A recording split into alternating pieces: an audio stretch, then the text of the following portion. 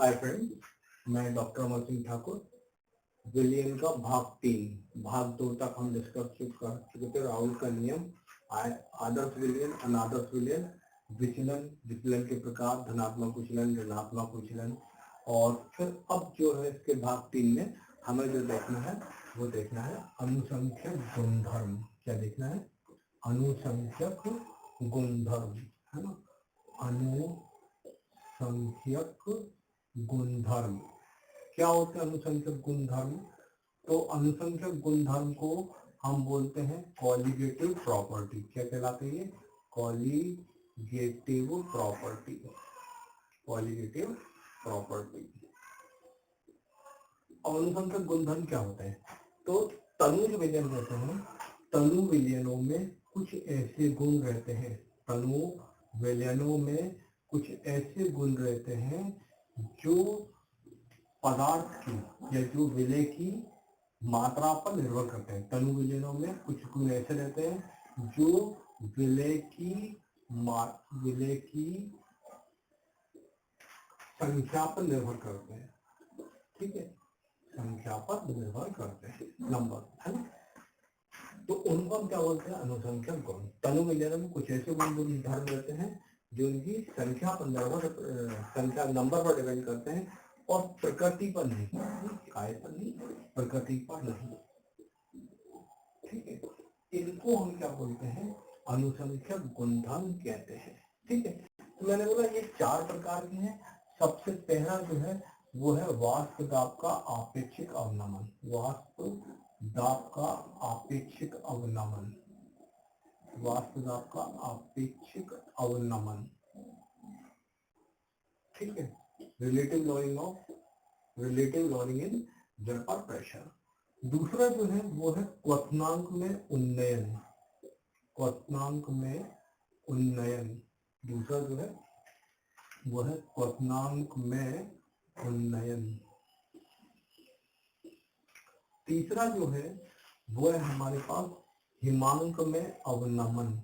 हिमांक में अवनमन। ठीक है, इसको बोलते हैं एलिवेशन इन बॉइलिंग पॉइंट, ये क्या रहता है? Depression in freezing point. और चौथा जो है वो है हमारे पास परासरण दाब। क्या है? परासरण दाब। चौथा क्या है? परासरण दाब। ठीक है, तो ये 4 क्या है हमारे पास? अनुसंख्यक गुणधर्म या क्वालिटेटिव प्रॉपर्टी। अब हमें एक एक को स्टडी करना है। सबसे पहले हम देखेंगे वाष्प दाब का आपेक्षिक अवनमन क्या होता है। ठीक है, तो अनुसंख्यक गुणधर्म जो कणों की संख्या पर या विलय की संख्या पर निर्भर करते हैं, प्रकृति पर, इनको अनुसंख्यक गुणधर्म कहते हैं। ये 4 प्रकार के हैं: relative loading in vapour pressure, elevation in boiling point, depression in freezing point और परासरण दाब यानी ऑस्मोटिक प्रेशर। अब इसको देखेंगे। सबसे पहला है वाष्प दाब का आपेक्षिक अवनमन। क्या होता है वाष्प दाब का आपेक्षिक अवनमन? अगर हमारे पास ये विलायक है, ठीक है, ये विलायक है एक, इसका जो वाष्प दाब रहता है वो अधिकतम रहता है। ठीक है, अब हम इस विलायक के अंदर विलय मिलाते हैं। ठीक है, क्या मिलाते हैं? विलय मिलाते हैं। ठीक है, तो इसके वाष्प दाब में क्या आती है? कमी आती है। उस कमी को हम क्या बोलते हैं? वाष्प दाब का आपेक्षिक अवनमन। सिंपल शब्दों में बात करें तो हमने बोला जब हम चाय बनाते हैं, पानी को उबालते हैं, पानी उबलता है।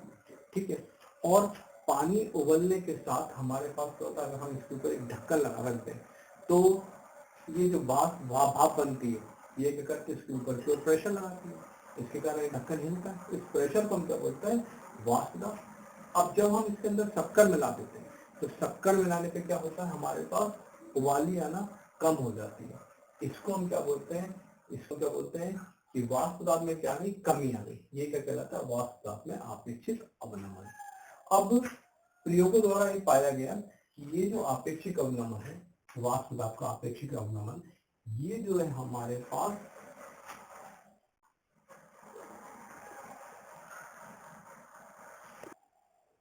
प्रयोगों द्वारा ये पाया गया है कि ये जो वाष्प दाब का आपेक्षिक अवनमन है ये विलय की मोल भिन्न के समानुपाती होता है या बराबर होता है ना। ठीक है, मतलब मैंने बोला विलय की मोल भिन्न कितनी है, मैंने क्या बोला? काय के बराबर है। ये बराबर है हमारे पास वाष्प दाब के आपेक्षिक अवनमन के बराबर। या तो हम ये कह लें कि वाष्प दाब का आपेक्षिक अवनमन काय के बराबर है, विलेय की मोल भिन्न के बराबर। तो वाष्प दाब का आपेक्षिक अवनमन है कितना, तो वाष्प दाब का आपेक्षिक अवनमन है P0 माइनस PS या PA अपॉन P0 A। ठीक है, P0 A minus PA equal to P0 A, ये काय के बराबर है XB, XB मतलब विलेय की मोल भिन्न, और ये काय के बराबर है, तो ये मैंने बोला ये बराबर है NB upon NA plus NB। ठीक है, इतनी बात हो गई। ठीक है, ये हमें पता है। अब हम इसको ऐसा भी लिख सकते हैं कि P0 A minus PA upon P0 A is equal to, ये क्या है XB के बराबर है, और XB काय के बराबर है हमारे पास, वो बराबर है NB upon NA plus NB, NA plus NB। ठीक है, P0 A क्या है, ये विलायक का वाष्प दाब है। PA क्या है, विलयन में विलायक का वाष्प दाब है। P0 A विलायक का वाष्प दाब। तो P0 A की अगर हम बात करें कि P0 A क्या है, तो P0 A जो है हमारे पास विलायक का वाष्प दाब है, विलायक का वाष्प दाब। ठीक है, और PA ये क्या है, विलयन के अंदर विलायक का वाष्प दाब, विलयन में विलायक का वाष्प दाब, विलयन में विलायक का वाष्प दाब, विलयन में विलायक का वाष्प दाब। ठीक है, अब मैंने बोला कि ये जैसे हमने बोला NB या NA, NB NA क्या है, नंबर है। मैंने बोला अगर हमने बोला NA, यदि NA जो है हमारे पास बराबर है काय के बराबर है भाई, NA बराबर है हमारे पास WA अपॉन MA, और NB जो बराबर है वो हमारे पास काय के बराबर है WB upon MB।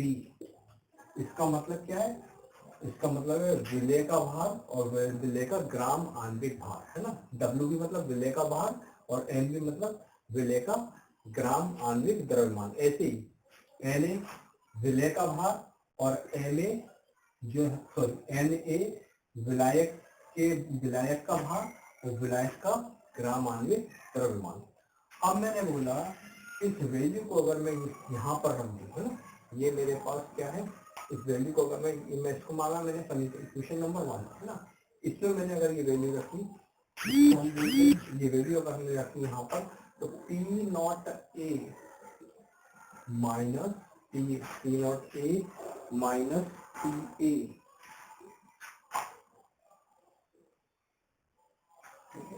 P0 A minus PA, P0 A minus PA divided by P0 A, ये बराबर है काय के, हमारे पास NB की जगह मैंने क्या लिख दिया, WB अपॉन MB। ठीक है, और फिर क्या आ गया मेरे पास, Na प्लस MB यानी WA upon WB plus MB plus WB upon MB, ये हो।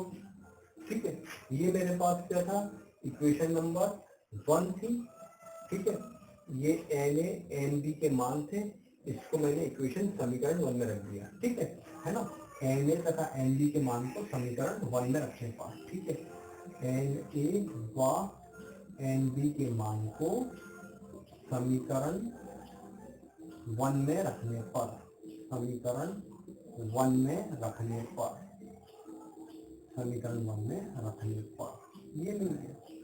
अब मैंने बोला विलेय कैसा है, डाइल्यूट है। विलेय कैसा है, डाइल्यूट है। डाइल्यूट मतलब जहां पर हमारे पास विलेय की मात्रा, विलयन के साथ तनु है। ठीक है, जहां पर विलेय की मात्रा क्या है, कम है। यदि विलयन तनु हो तो विलयन की संख्या हम क्या करते हैं, नहीं के बराबर मानते हैं। मतलब इस वाले टर्म्स में ये वाला जो टर्म्स है वो हमारे पास क्या हो जाएगा, नहीं के बराबर हम नेग्लिजिबल ले लेंगे। ठीक है, कब, जब विलेन क्या हो हमारे पास सन हो। तो मैंने इसी समीकरण को, या जैसे मैंने बोला ये क्या मान लिया हम समीकरण, तो मैंने इसी समीकरण को किस प्रकार लिखा, P naught A minus P A upon P naught A equal to W B upon M B, और नीचे विलियन में विलियन क्या था, बहुत कम था।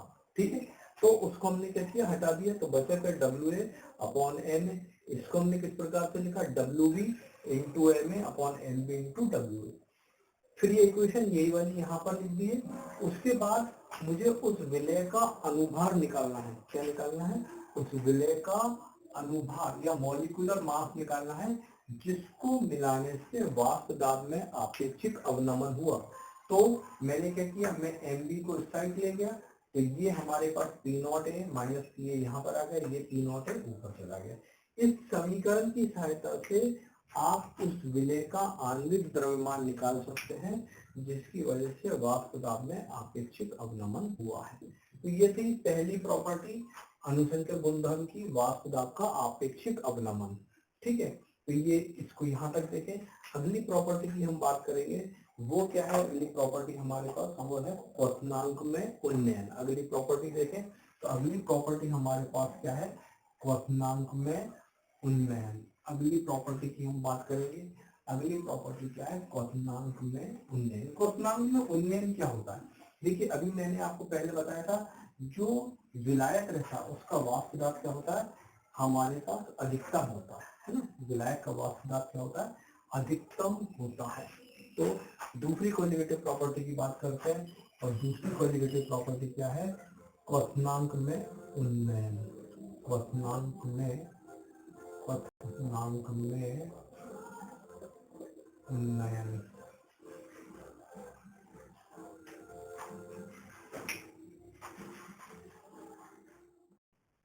क्वथनांक में उन्नयन, क्वथनांक में उन्नयन का मतलब, जैसे मैंने बोला ये प्योर विलायक, ठीक है, ये क्या प्योर विलायक है, इसका वाष्प दाब अधिक होता है। और अगर हम इसके अंदर, ठीक है, विलय मिलाते हैं तो क्या होता है, हमारे पास वही इसके वाष्प दाब में कमी आती है।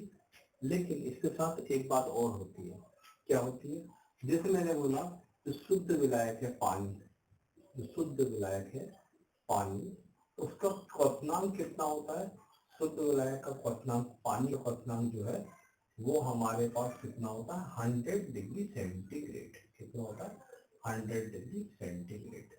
लेकिन जब हम इसके अंदर विलय मिला देते हैं, ठीक है, तो क्या बन जाता है, विलयन। ठीक है, और इस विलयन का जो क्वथनांक है वो कितना रहता है, 100 डिग्री से ज्यादा रहता है, लगभग अप्रोक्सीमेट 102 डिग्री या 103 डिग्री या 105 डिग्री सेंटीग्रेड के लगभग। तो मैंने बोला विलायक में विलय मिलाने पर विलयन के क्वथनांक में वृद्धि होती है, इसे हम क्या बोलते हैं, क्वथनांक में उन्नयन। ठीक है ना। तो विलायक के अंदर विलय मिलाने पर जो है विलयन का क्वथनांक बढ़ जाता है, क्वथनांक बढ़ने को इनके बोलते हैं उन्नयन। ये क्या कहलाता है, क्वथनांक में उन्नयन। अब हमने बोला कि अगर जैसे मान लीजिए हमें परिवर्तन निकालना है, परिवर्तन हमें काय में निकालना है, डेल्टा, परिवर्तन के लिए डेल्टा हो गया, टी टेम्परेचर के लिए, बी बॉइलिंग के लिए, बी काय के लिए, बॉइलिंग के लिए, बॉइलिंग मतलब उबलना। ठीक है, तो ये हम कैसे निकाल सकते हैं, हम क्या करें भाई, हमारे पास जो टेम्परेचर है काय का, विलयन का, उसमें से माइनस कर दें काय का टेम्परेचर, काय का विलायक का, तो हमारे पास हमें क्या मिल जाएगा, चेंज मिल जाएगा, जो भी क्वथनांक आया में उन्नयन हुआ। अब हमने बोला कि प्रयोगों द्वारा ये पाया गया है कि डेल्टा टीबी ये जो है डायरेक्टली प्रोपोर्शनल होता है एम, और एम मतलब क्या होता है, स्मॉल एम। स्मॉल एम का मतलब क्या होता है, मोलेलिटी। स्मॉल एम काय को इंडिकेट करता है भाई, मोलेलिटी को या मोललता को। स्मॉल एम काय को रिप्रेजेंट करता है, मोललता को। ठीक है, small M is the representation of molality. ठीक है, और हमें ये भी पता है कि ये हमारे पास एक बात ये हो। फिर मैंने बोला डेल्टा टीवी ये डायरेक्टली प्रोपीन का साइन हटाया तो कॉन्स्टेंट लगा दिया, ये क्या होगा Kb इंटू एम। Kb क्या है, एक स्थिरांक है, और उसको हम क्या बोलते हैं, Kb को क्या बोलते हैं, ये कहलाता है मोलल उन्नयन स्थिरांक। क्या कहलाता है, मोलल उन्नयन स्थिरांक। इसको हम क्या बोलते हैं, मोलल उन्नयन स्थिरांक। ठीक है, एम, एम मतलब मोललता, और मोललता का अगर हम फार्मूला लिखेंगे तो क्या आएगा, W B into 1000 upon M B into W A, M B into W A. ठीक है, फिर हमने बोला यहाँ पर डब्ल्यू बी क्या है, विलय का भार है। विलय का भार, डब्ल्यू बी क्या है, विलय का भार। ठीक है, एम बी क्या है, विलय का अनुभार, विलय का अनुभार। ठीक है, जबकि डब्ल्यू ए क्या है, ये हमारे पास विलायक का भार, विलायक का भार। ठीक है, तो ये तीन चीजें इस जो फार्मूले में इस्तेमाल होगी।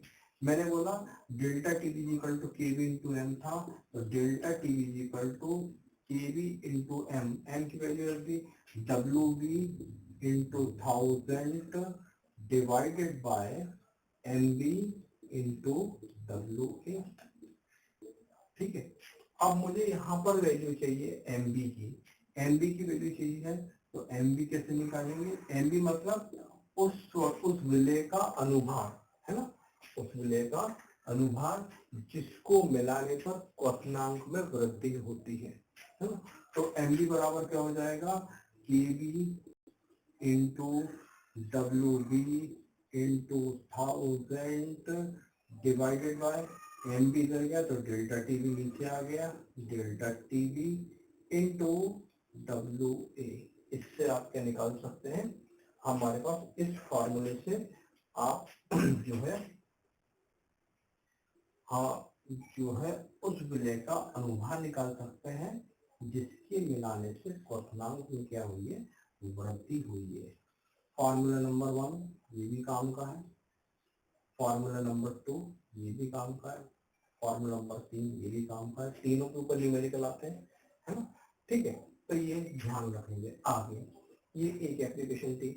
फिर मैंने बोला अगर हम केबी की यूनिट की बात करें तो केबी की यूनिट क्या है भाई, डिग्री पर मोलन है ना। यूनिट की बात करें काय की, केबी की, तो केबी की यूनिट क्या है हमारे पास, डिग्री पर मोलल,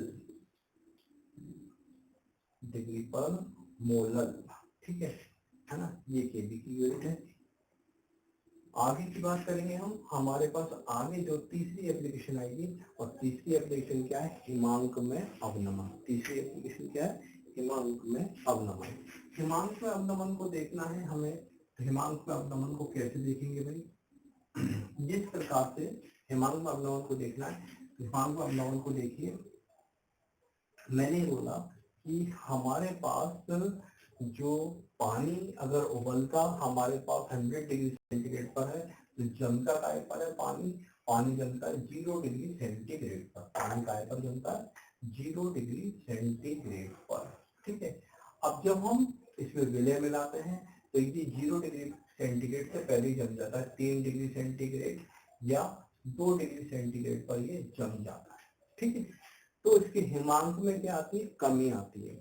ठीक है, इससे हम क्या बोलते हैं, हिमांक में अवनमन। ये क्या कहलाता है हमारे पास, हिमांक में अवनमन, हिमांक में अवनमन। इसको हम इंग्लिश में क्या बोलते हैं, डिप्रेशन इन फ्रीजिंग पॉइंट। ठीक है, डिप्रेशन इन फ्रीजिंग पॉइंट। अब मैंने आगे बोला, क्या बताया आपको कि विलायक जो शुद्ध विलायक है, पानी को काय पर जमता है 0 डिग्री सेंटीग्रेड पर, विलायक में विलय मिलाने पर जो उसके हिमांक में कमी आती है उसे हम क्या बोलते हैं, हिमांक में अवनमन है ना। ये हमने बोला भाई अगर हमें हिमांक में निकालना है, इसको हम अवनमन निकालना है तो इसको हम काय से चेंज करते हैं, चेंज प्रदर्शित कैसे करते हैं, डेल्टा टी एफ, है ना, ठीक है, चेंज डेल्टा टी एफ, ठीक है। क्या करेंगे हम इसको निकालने के लिए, हमारे पास जो है फार्मूला क्या आएगा, हमारे पास डेल्टा टी एफ, ये भी हमारे पास पाया गया है कि डायरेक्टली प्रोपोर्शनल होता है टाइप के एम, एम क्या है मोलल का, ठीक है।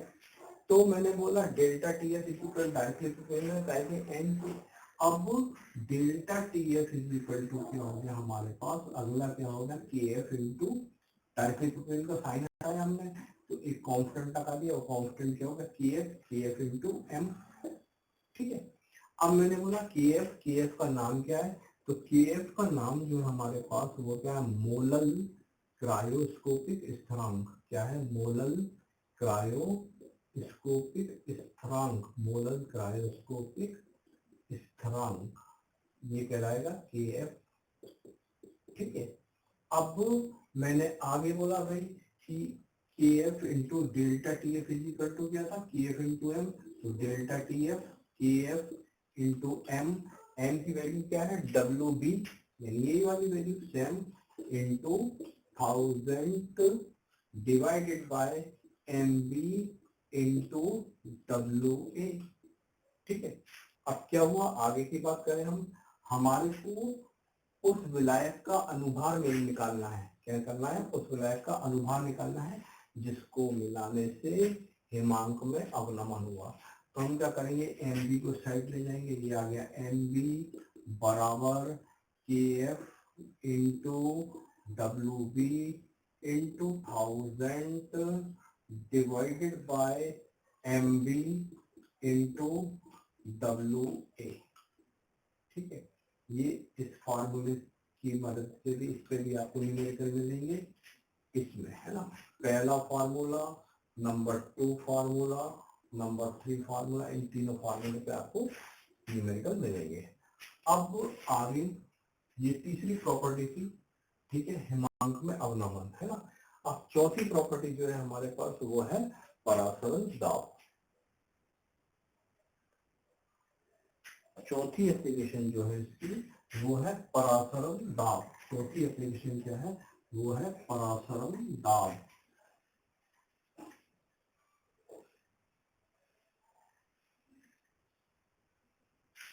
चौथी एप्लीकेशन है परासरण दाब। परासरण दाब क्या होता है, पहली बात करें परासरण दाब।